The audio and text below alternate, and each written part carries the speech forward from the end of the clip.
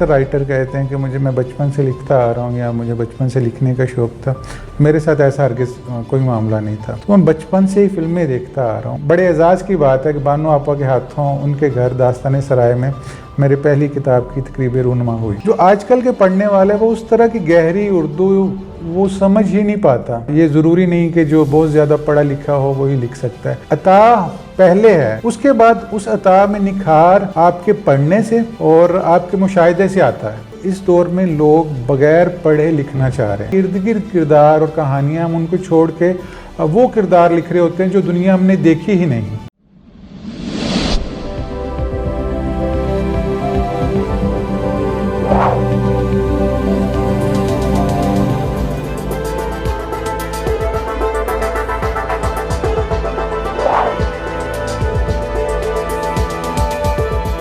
अस्सलाम वालेकुम नाजरीन, शेयरिंग ऑफ प्रोफेशनल विजडम के साथ मैं हूं अली रहमान खालिद।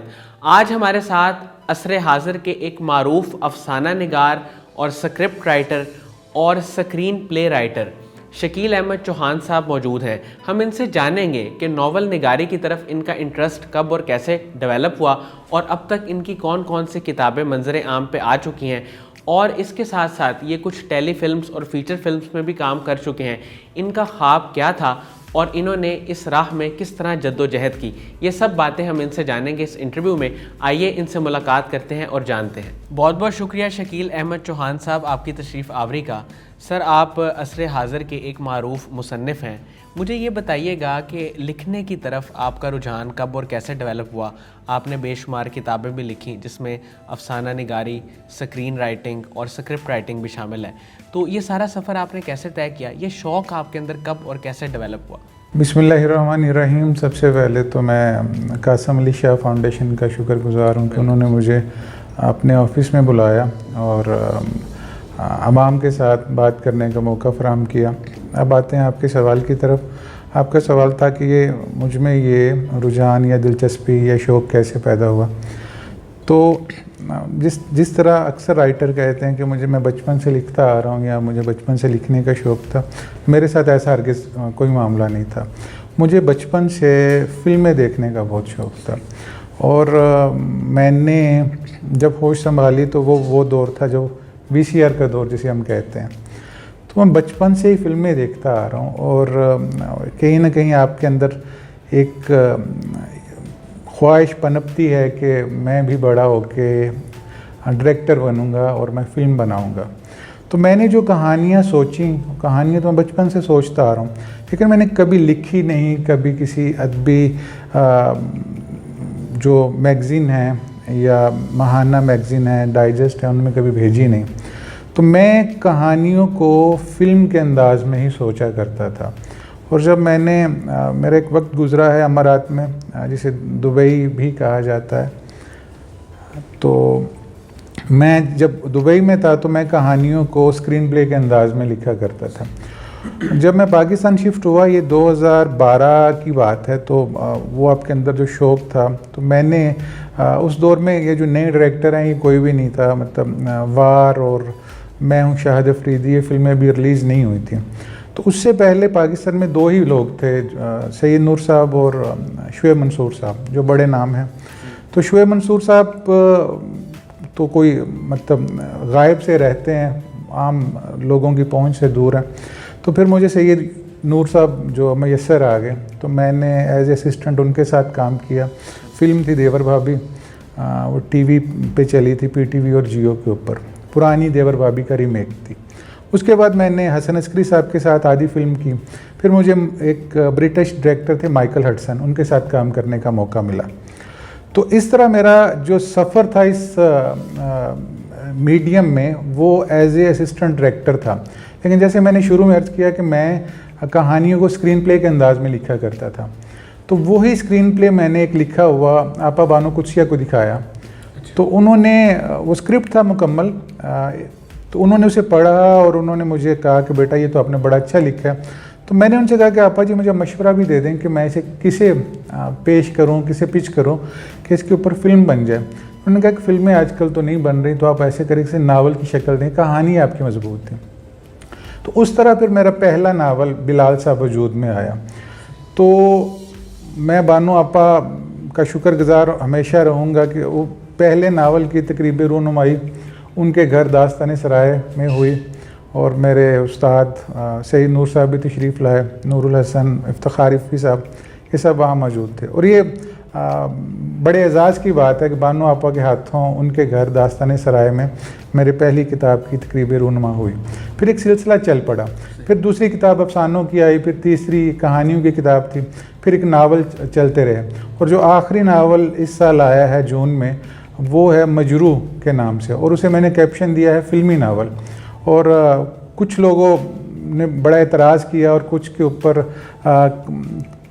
तनकीद भी हुई कि फ़िल्मी नावल क्या होता है, लेकिन वो फ़िल्म के स्क्रीन प्ले को नावल के अंदाज में लिखा है।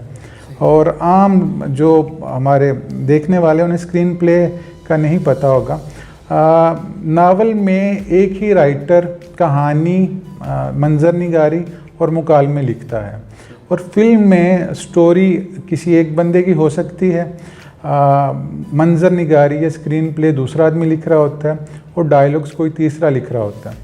तो फिल्म में सबसे अहम स्क्रीन प्ले होता है। तो इससे जिस तरह स्क्रीन के ऊपर फिल्म चलती है, उस तरह इस नावल को लिखा गया, मजरू जिसका नाम है। और ये एक बहुत बड़ा हिट नावल साबित हुआ और मेरी सोच से बढ़ के लोगों ने इसे प्यार दिया। सर, उर्दू अफसाना निगारी को अगर हम देखें और इसका मुताला भी करें तो ये पता चलता है कि पिछले 50 साल पहले जो एक ट्रेंड था और जो एक मवाद और कंटेंट होता था, अब वो बिल्कुल बदल चुका है। इसकी क्या वजह और क्या तब्दीली आई है? देखें, जिस तरह लिखने वाले भी इसी मुआशरे से पनपते हैं, निकलते हैं, ओवरऑल मुआशरे का मजाज बदल गया है। हम अफसाना निगार तो हमें पहले वाला चाहिए, लेकिन जो आजकल के पढ़ने वाले हैं वो पहले वाले नहीं हैं। ठीक है, जो आजकल के पढ़ने वाले वो उस तरह की गहरी उर्दू वो समझ ही नहीं पाता, उसे समझ ही नहीं आती। ठीक है, बहुत सारे नए अल्फाज आ चुके हैं उर्दू इंग्लिश के, हमारी ज़ुबान में राइज हो चुके हैं, जो पहले नहीं थे। अब वो हमारी ज़ुबान का हिस्सा बन गए हैं। अब जब नावल निगार से तो हम तवक्को या अफसाना निगार से तो हम ये आस लगाए बैठे होते हैं कि वो ही लिखे जो मंटो साहब ने लिखा या अब्बास साहब ने लिखा, ग़ुलाम अब्बास साहब ने, या इंतज़ार हुसैन साहब लिखते आए हैं, अशफाक साहब ने जो लिखा, लेकिन वो पढ़ने वाले उस लेवल के नहीं हैं।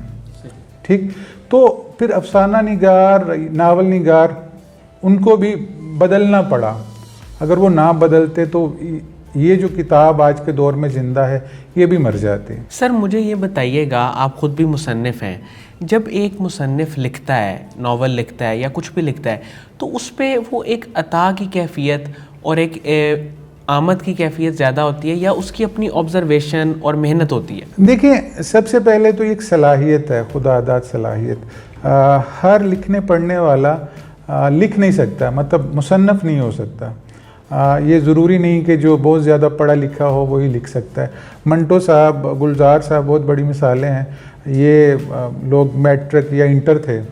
ठीक है, के आसफ़ साहब, महबूब खान जिन्होंने मदर इंडिया बनाई थी, के आसफ़ साहब जिन्होंने मुग़ल आज़म बनाई थी, तो ये मैट्रिक या इंटर थे। तो ये ज़रूरी नहीं है कि जो मुसन्नफ़ है बहुत ज़्यादा पढ़ा लिखा हो। हाँ, उसके अंदर सलाहियत होती है, खुदादाद। अब उस सलाहियत में निखार पढ़ने से, दूसरे राइटर्स को ज़्यादा से ज़्यादा पढ़ने से और मुशाहिदे से आता है। तो आपका सवाल था कि आया ये अता है या ऑब्ज़र्वेशन है? अता पहले है, जो आपको खुदादाद सलाहियत अल्लाह तबारक ताला ने दे दी है। उसके बाद उस अता में निखार आपके पढ़ने से और आपके मुशाहिदे से आता है। सर, मुझे ये बताइएगा कि आपकी खसूसियत ये है कि आपके जो जितने भी नावल हैं, आपने उसमें किरदारों में बड़ी जान डाली हुई है। तो वो किरदार में जान डालना, ये एक नावल निगार के लिए किस तरह मुमकिन होता है और कितना ज़रूरी होता है? देखें, लोगों को किरदार याद रह जाते हैं फिल्मों में, और नावल में भी इसी तरह है। तो जो किरदार निगारी है, उसके लिए आपका मुशाहिदा बहुत वसी होना चाहिए। मतलब जिस तरह आप बैठे हैं, आपका बैठने का अंदाज़, ठीक है, जिस तरह आप बात कर रहे हो, कुछ मैं यहाँ से लूँगा, कुछ मैं किसी और शख्स से लूँगा। तो जो मैं किरदार तख्लीक करूँगा तो वो 3-4 लोगों या ज़्यादा लोगों के से उठाई हुई चीज़ें होंगी जो मैं फिर एक किरदार में उसे दाखिल करूँगा। तो वो जो चीज़ें हैं वो इस ज़मीन से ही ली गई हैं, अपने मुआशरे के किरदारों से ही ली गई हैं। तो वो जिसमें जो चीज़ पढ़ने वाले को जो चीज़ उसमें होती है तो वो उसे किरदार में नज़र आ जाए तो उसे कनेक्ट कर जाता है और वो ये कहता है कि अच्छा ये मेरी ही बात है। तो जब हम इस मुआशरे के किरदार नहीं उठाते, ठीक है, जो तसव्वुराती किरदार होते हैं, तो फिर जो पढ़ने वाला है, देखने वाला, तो उसे उनके साथ कनेक्ट करने में दिक्कत पेश आती है। तो अच्छा किरदार वो है जो इस मिट्टी से उठाया गया हो और उसकी खुसूसियात जो भी हैं वो आम इंसानों जैसी ही हों। सर, आपने भी रिसेंटली कुछ टेलीफिल्म्स में भी काम किया, कुछ फीचर फिल्म्स के लिए भी लिखा। ये सफ़र कैसे तय किया, इस तरफ आप कब और कैसे आए? देखिए, मेरा गोल तो यही था, मैं राइटिंग के ज़रिए डायरेक्शन में आना चाहता था। ठीक, मैंने जैसे अर्ज़ की कि मैंने शुरू में असिस्ट इसीलिए किया था कि मैं डायरेक्टर बनूं। फिर मेरे अंदर एक सलाहियत थी लिखने की, तो उसे बानो आपा ने देख लिया, तो उन्होंने मुझे मतलब मोटिवेट किया और उन्होंने मुझे सराहा। तो वो जो मेरे अंदर सलाहियत थी वो निकल के बाहर आ गई। अच्छा, अब सवाल था कि आपका कि इस तरफ मेरा कैसे आना, तो मैं आना तो इस तरफ ही चाहता था। तो जो स्क्रीन राइटिंग है, मैंने स्क्रीन राइटिंग पहले शुरू की, नावल और अफसाना निगारी बाद में शुरू की। तो मैं स्क्रीन राइटिंग की तरफ ही आना चाहता था और वो कुछ मुझे मौके मिले हैं काम करने के और बाकी कोशिश में लगे हुए हैं। बहुत सारी चीज़ें पाइपलाइन में हैं और वो मुख्तलिफ चैनल्स या प्रोडक्शन हाउसेस के साथ बातचीत चल रही है। तो इंशाल्लाह जल्द ही आप टीवी स्क्रीन के ऊपर दूसरा काम भी देखेंगे। सर, कौन कौन सी टेलीफिल्म में भी आपने काम किया रिसेंटली? नहीं, मैंने काम नहीं किया, मैंने सिर्फ लिखी हैं।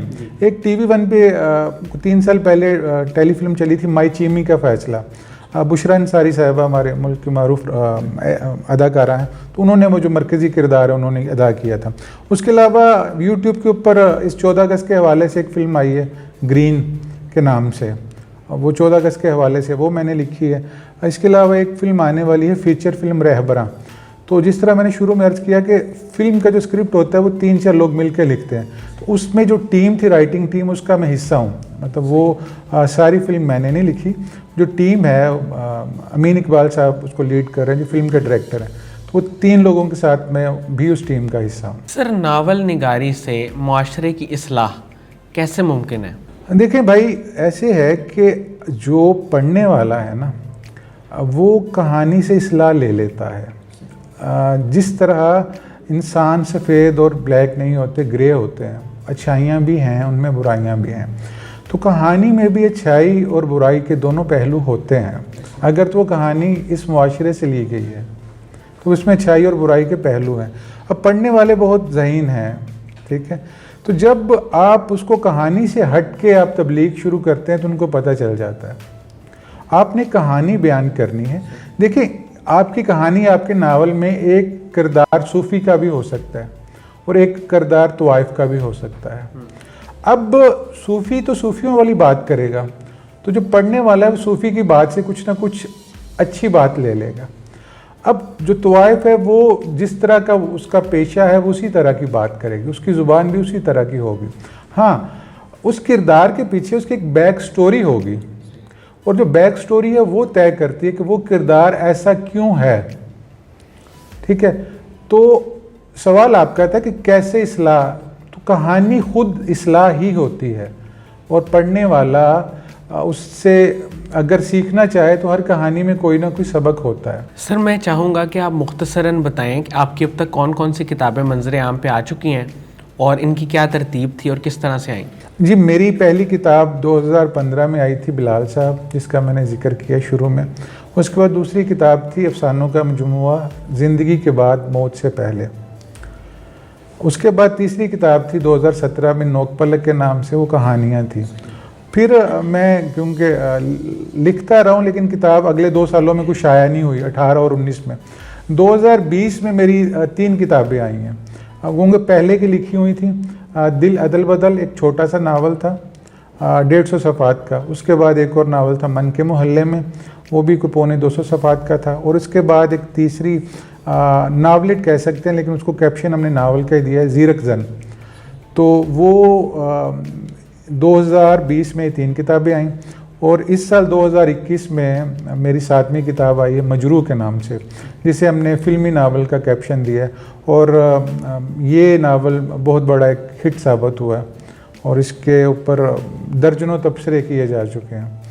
अब इसी साल दिसंबर में कराची बुक फेयर के ऊपर एक मैंने बच्चों के लिए एक नावल लिखा है, वो भी एनिमेशन मूवी का स्क्रिप्ट है, तो उसे नावल के अंदाज में लिखा है, तो वो है बच्चों के लिए, बल्दल एंड चीगल। तो ये तसव्वुराती किरदार हैं, परिंदों और जानवरों की कहानी है, तो ये मतलब फ़िक्शन आप कह सकते हैं, इसे पूरी तरह से फ़िक्शन कह सकते हैं। सर, जो लोग नावल निगारी की तरफ आना चाहते हैं, राइटिंग की तरफ आना चाहते हैं, उनके लिए कोई 1-2 स्किल जो आपके ख्याल में उनमें होने चाहिए, फिर वो इसमें आए तो कामयाब हो सकते हैं? देखिए, हमारे इस दौर में लोग बग़ैर पढ़े लिखना चाह रहे हैं। मेरा मशवरा उन सबको है कि पहले आप ज़्यादा से ज़्यादा पढ़ें, आप जितना पढ़ सकते हैं उसके बाद लिखें। लोग पढ़ते नहीं हैं और वो चाहते हैं कि उनका लिखा पढ़ा जाए। ठीक, पढ़ने के बाद जो दूसरी चीज़ है वो मुशाहिदा है। आप किसी भी सफ़र पे जाएं, आप कहीं भी बाहर निकलें तो आप लोगों को बगौर देखें। आपके इर्द गिर्द सैकड़ों किरदार हैं, आपके इर्द गिर्द दर्जनों कहानियाँ हैं, लेकिन हम जो हमारे इर्द गिर्द किरदार और कहानियाँ, हम उनको छोड़ के वो किरदार लिख रहे होते हैं जो दुनिया हमने देखी ही नहीं। मतलब अब मैंने वो जो हाई क्लास अपने मुल्क की है वो मैंने नहीं देखी, तो मैं किस तरह उसके ऊपर लिख सकता हूँ? मुझे वही लिखना चाहिए जो किरदार मैंने देखे हैं। और मैं अपने लिखने वाले जो साथी हैं उनको भी वो मशवरा दूंगा कि जो किरदार आपने देखे हैं हकीकत में, आप उनको ही लिखें और उन्हीं कहानियों को लिखें जो आपने मुआशरे में देखी हुई हैं। सर, कासिम अली शाह साहब के आपने लेक्चर सुने हुए हैं, उनकी फाउंडेशन है, उनके काम को आप कैसे देखते हैं? देखिए जी, कासिम अली शाह साहब भी बानो आपा के पास आया करते थे, मोहतरमा बानो कुदसिया के पास, तो मेरी 1-2 उनसे मुलाकातें वहाँ हुई हैं। उसके बाद उनकी भी मसरूफियत है, हमारी भी मसरूफियत का भी मौका नहीं मिला। लेकिन ये मैं समझता हूँ कि यार वो एक बहुत बड़ा काम कर रहे हैं। जिनका काम है तनकीद करना, वो तनकीद तो गोश कुतुब अब्दाल उनको भी नहीं छोड़ते, उनके ऊपर भी तनकीद कर रहे होते हैं। तो कासिम अली शाह साहब कौन है? लेकिन मैं समझता हूँ कासिम अली शाह साहब ने बहुत अच्छा एक फाउंडेशन बना के जो हमारे लोग थे उनको मोटिवेट किया और उनको एक सिमत तय करने में उनको एक बड़ी मदद फराहम की। बहुत बहुत शुक्रिया शकील अहमद चौहान साहब आपकी तशरीफ़ आवरी का। नाज़रीन, मुझे उम्मीद है कि जो लोग इनके काम, इनकी किताबों के बारे में जानना चाहते हैं, उनके लिए इंटरव्यू इंतहाई मुफीद साबित होगा। अपना बहुत ही ख्याल रखिएगा। अल्लाह हाफ़िज़।